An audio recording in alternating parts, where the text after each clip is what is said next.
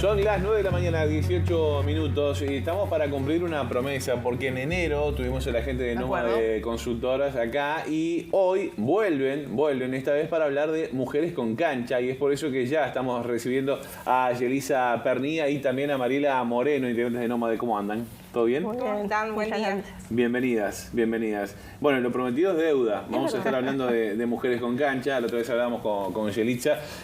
Bueno, y este nuevo trabajo tiene varios objetivos específicos. Uno de ellos es conocer cuánto sabe la población del fútbol femenino, en este caso. ¿Qué surgen de los datos presentados allí? Sí, si te parece, te cuento un poco qué es el informe Mujeres con Cancha. Está enmarcado en lo que desde Nómade llamamos expedición, que es una investigación anual que realizamos, la más extensa dentro de la consultora, y que tiene una metodología mixta, cuantitativa y cualitativa. La elección de esta temática en esta última ocasión está contextualizada en el Mundial de Fútbol Masculino. En esta última ocasión, con sede en Qatar, un país donde se vulneran tantos derechos humanos, principalmente o con destaque, ¿no?, en las mujeres, y nos parecía interesante estudiar esa situación en nuestro país, es decir, el desarrollo y el avance de la relación entre las mujeres y el fútbol, ¿no? El acceso al deporte desde la infancia, el acceso al trabajo y a la profesionalización por parte de jugadoras y otras mujeres en otro rol, pero vinculadas al fútbol, y también la expresión y la representación que tienen las comunicadoras mujeres en la cobertura que se le da, ¿no?, al fútbol, a este deporte. Ahí está. Bueno, en ese sentido, y ya que arrancamos por el Mundial de Qatar, recién con Tania en el arranque de Ciudad lo hablamos de alguna manera, ¿no? Hubo representación femenina a nivel de periodismo deportivo, pero eran muy pocas, y en algunos casos algunas de las colegas tuvieron que costearse sus pasajes para poder asistir y hacer la cobertura del evento mundial, ¿no? ¿Eso está bien, está mal? Sí, nosotras en este informe de la expedición anual pudimos relevar, como bien decía mi compañera Mariela, las experiencias de dos comunicadoras en este caso. Una de ellas asistió a Qatar, fue a cubrir el Mundial para dos televisoras internacionales, y en sus relatos traía también un poco de lo que era la mujer como objeto.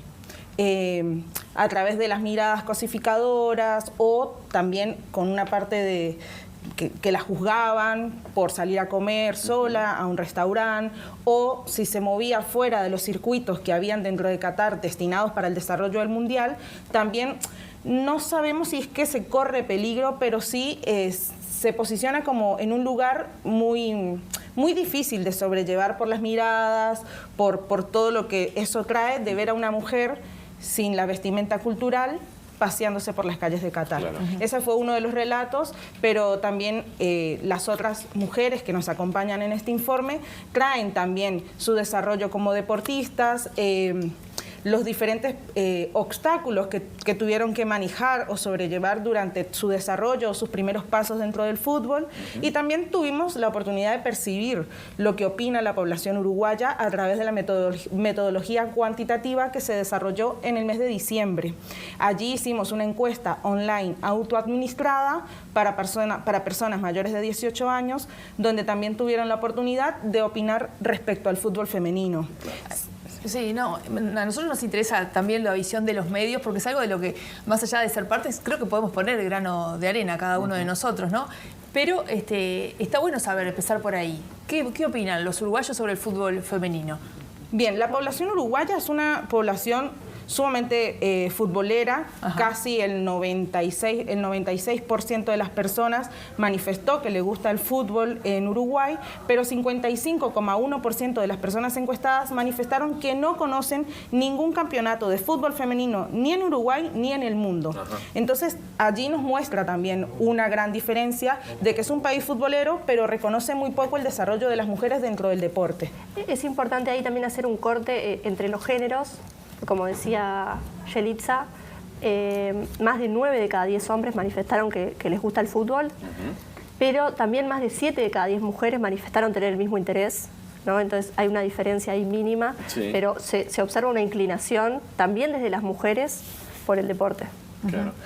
Porque, bueno, hay interés por el deporte en sí, pero hay desconocimiento muchas veces de los campeonatos de fútbol femenino. ¿Eso por qué se da más que nada? ¿Por la falta de cobertura, falta de exposición mediática? ¿Por dónde va? Sí, al momento de consultar sobre la visibilidad, consultamos especialmente si el fútbol femenino debería contar con la misma visibilidad que el fútbol masculino, y allí más de 8 de cada 10 personas encuestadas respondieron estar de acuerdo con que el fútbol femenino debería contar con la misma visibilidad del masculino. Claro.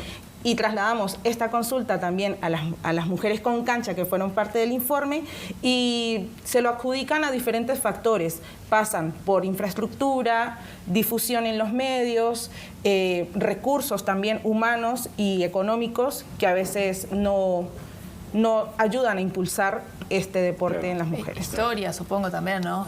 Tiene muchos menos años, por lo menos en nuestro país.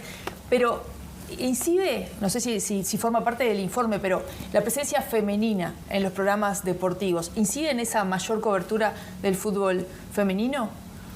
En realidad ¿Incide en que haya más mujeres con cancha, en visibilizar eso que ustedes decían, que es sorpresa también para muchos, que 7 de cada 10 mujeres les gusta el fútbol?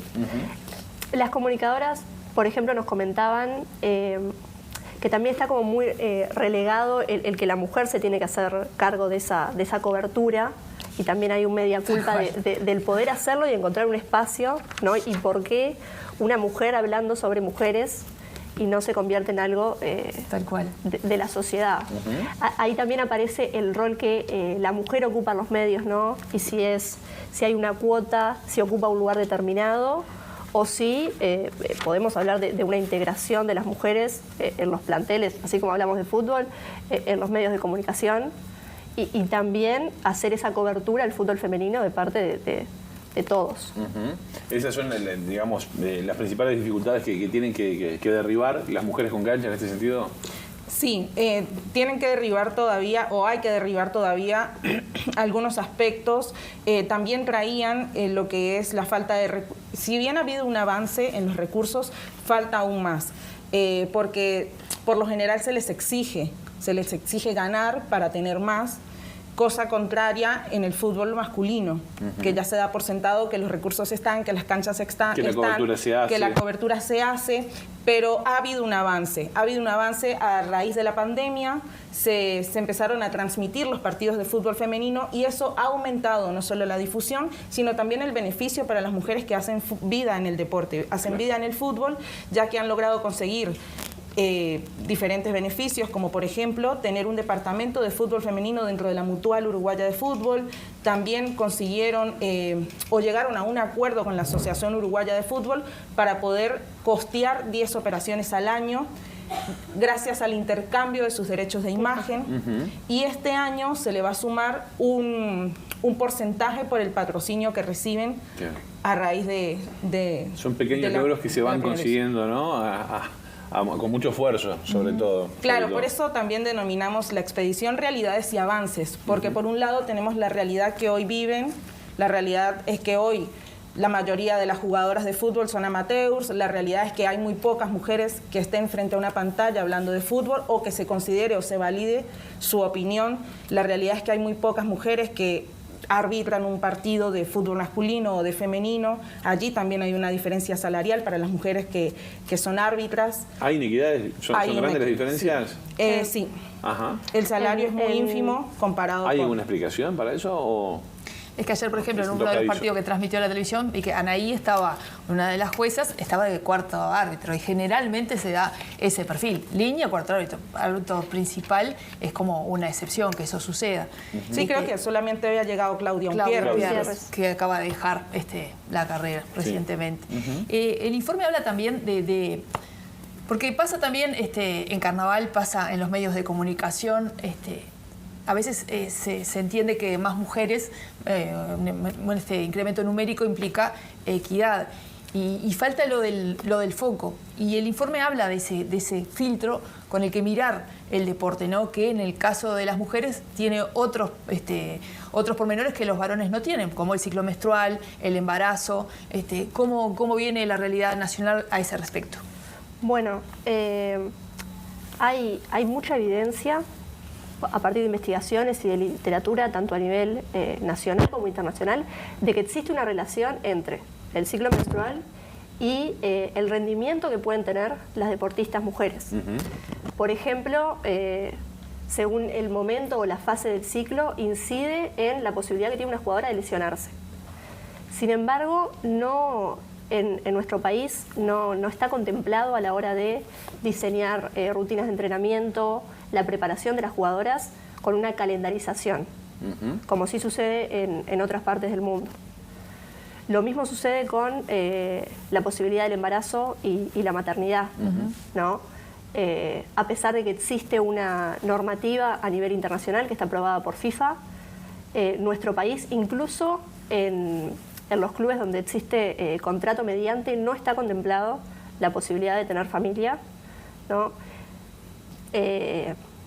Lo que puede generar eso a nivel económico, a nivel físico, el volver a rendir a un nivel profesional en las jugadoras, como por ejemplo sí en el caso de las árbitras, como mencionabas tú recién, que sí lo tienen contemplado, cómo volver a reintegrarse, cómo volver a rendir las pruebas.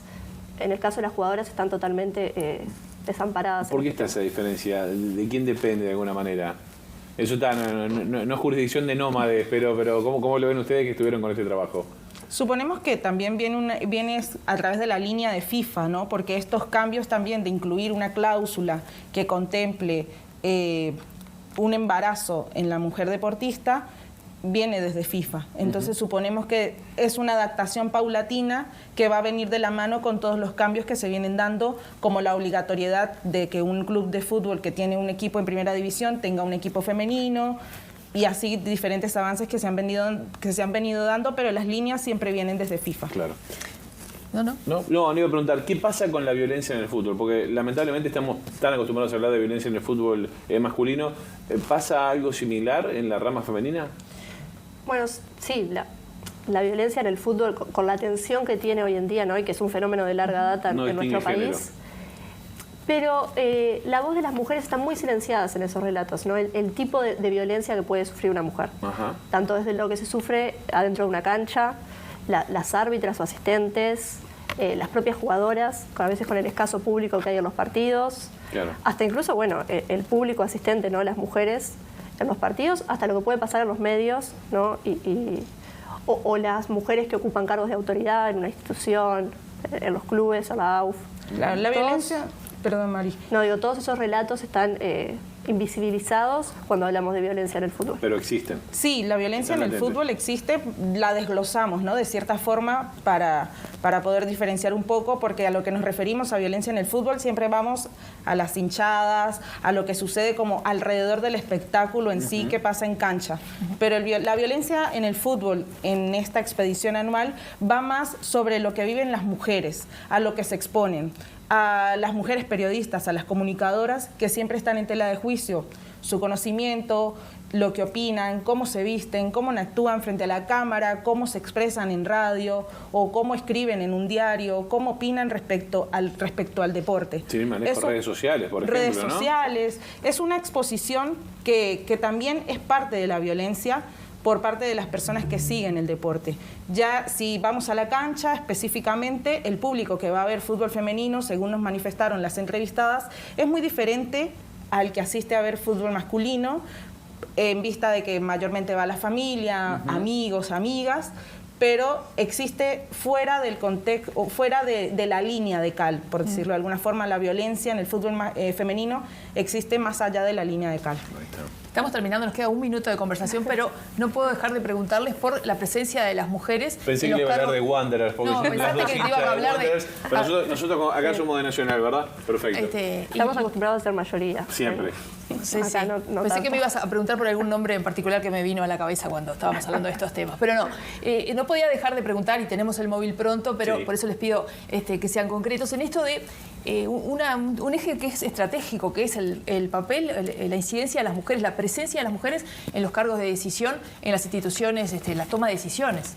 Sí, para esta expedición contamos con Mariana Fernández, que es la presidenta de la Asociación de Fútbol Femenino, y allí también traía diferentes aspectos de las mujeres en una línea de autoridad, cómo se asciende o cómo se puede llegar a esos niveles de poder que hoy son inexistentes o es inexistente de alguna forma la presencia femenina en estos lugares que también se enfrentan a muchos obstáculos, ya sean por género, por la deficiencia al momento de elegir, porque generalmente siempre se prefiere o en este mundo o en este deporte tan masculinizado prefieren a los hombres. Ajá.